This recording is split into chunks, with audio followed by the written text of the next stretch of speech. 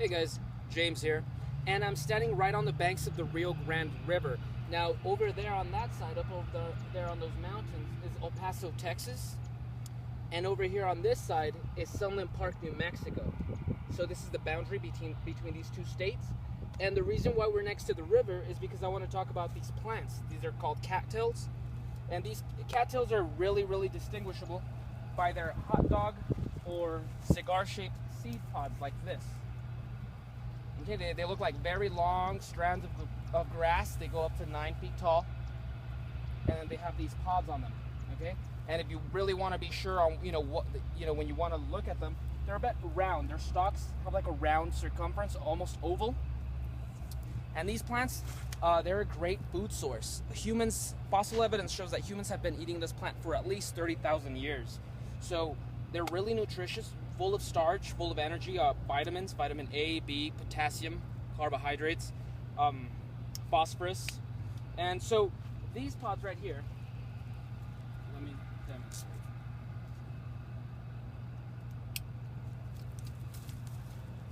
Close up of this. Now these pods can be eaten like corn. These can be eaten like corn. They can you can just boil them for a couple of minutes and then eat them as is, or you can use the pollen. When they have pollen, just use the pollen and you can use that as a flour substitute. I've seen some people even make pancakes out of this. So good stuff. But what I'm going to demonstrate right now is the roots. The roots, the shoots, and the young stems are really great, and we can eat them. Once again, they're full of vitamins, full of nutrients.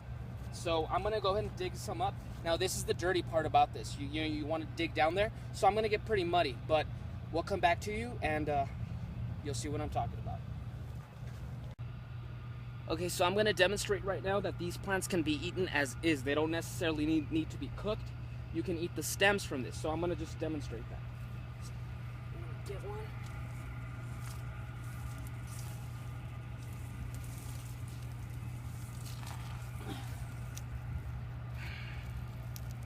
Pull these out. Okay.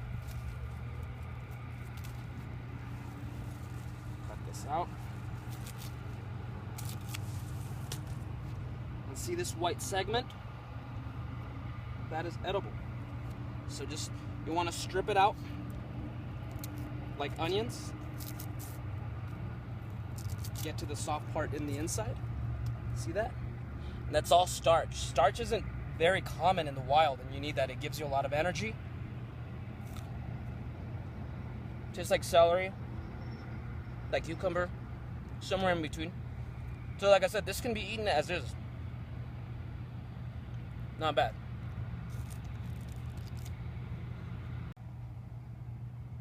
Okay, so we dug up a couple of stems. I wasn't able to get a lot of root, just this one, but that's all right. This is good enough to feed me. So I just rinsed them a little bit, got that mud out, and you can see all these white segments. Once again, these white segments, just peel them off, and the inside is edible. Just gonna roast them. And now I'm gonna talk about another use for the cattail. I showed you a young cattail pod, the cigar-shaped seed pod. These right here are last year's, and they're very old. You can find them. It's all just an inner web connecting of roots. So there's old ones, new ones. And I found these old ones, and these are a great tinder source. It's a flash tinder. You strike it with the ferro rod, and it just combusts right away. And these right here are the stalks. These are last year's version of this. And these also make good tinder. These, I can break it down, process it down, and these will catch quickly. So I'm gonna make a small bed of this. Once again, we're using the same plant. Just process this down, make a small bed of it. And then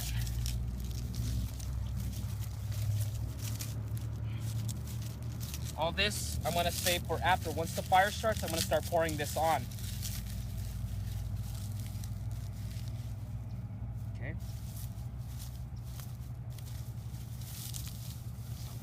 A little nest right here. Okay, now to demonstrate the old seed pods.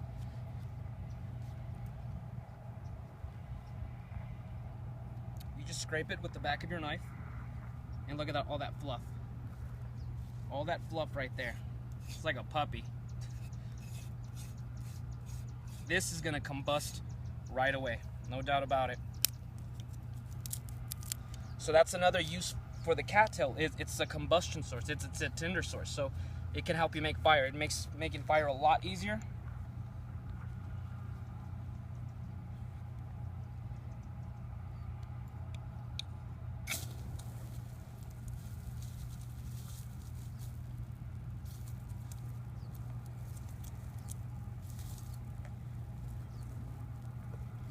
So I use the seed pod, and then I use the stems, the stalks. I'm just gonna let this build up, and I'm gonna keep adding fuel to it, some more sticks, tinder, and I'm gonna just let a good bed of coal, so a good like 15 minutes worth of fire. And I just want a very nice hot set of coals. That way when it's nice and hot, and I can go ahead and just roast my cattail, my stems and seed pods.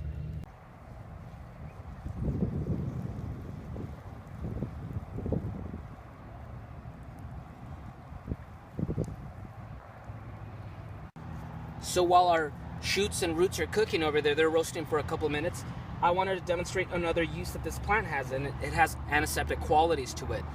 Somewhat like aloe vera. So there's like a jelly-like substance to it, like almost saliva in texture. And that helps you out if you have small burns, small cuts, insect bites, you know, small things like that. It helps the healing process along. So you just go to the base and open it up. And it's this transparent substance to it. Let me see if I can get my cleaner finger to get it. No, I apologize. My fingers are very dirty right now, but I don't know if you can see that. Like a little bit like Vaseline. And that helps small wounds, like small cuts, scrapes, things like that. So this plant has antiseptic qualities, medicinal qualities to it. Not a miracle, obviously, but you know, it does help things along. Okay, so these are nice and warm. Not too charred, but just enough. It's like cilantro, you know, when you're outside cooking in the grill. You know, just not too charred, just enough. And I'm gonna let them cool down because they're really hot right now. And now we are next to the river, and because we're next to the river, there's a lot of bugs, mosquitoes and flies and things that are just really annoying at this time of year. So another use is, see, this is the seed pod from a young cattail, so this one's still young and fresh. I'm gonna place this in the fire, and it's gonna smolder, and because of the moisture inside, it's gonna really start bringing a bit of a smoke, and that's just gonna kind of keep the bugs away because, yeah, they're really annoying right now. So just let this smolder a little bit, and I'm gonna let this fire die. After cooking these guys, I don't need this fire anymore. It's really hot outside, so let it die, and just keep this smoldering just to keep the bugs at bay. Another thing that I forgot to mention earlier is, you know how we were talking earlier about the old seed pods, the old ones from last year that are really fluffy, that take a spark? Native Americans used to use them as insulation. So, you know, in their moccasins or in coats, things like that, they would just put this in between the layers, like pillows and things like that, for insulation to keep warm. And so, yeah, that can be used for that as well. Obviously, it's summer, so we don't need it right now. But just, you know, doesn't hurt to know. Well, guys, I hope you learned something from this. And in all honesty, we're going to have to come back and do a second video on cattails because there's just so much uses to them. Like I said, you know, I've seen people make pancakes out of their pollen. They can be used for shelter.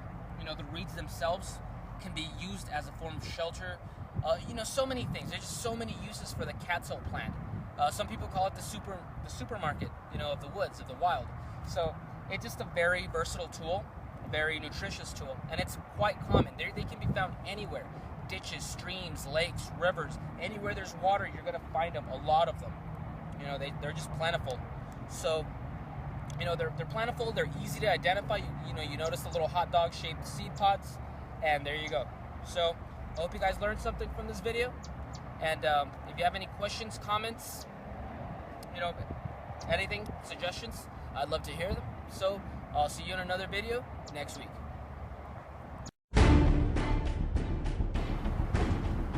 the city.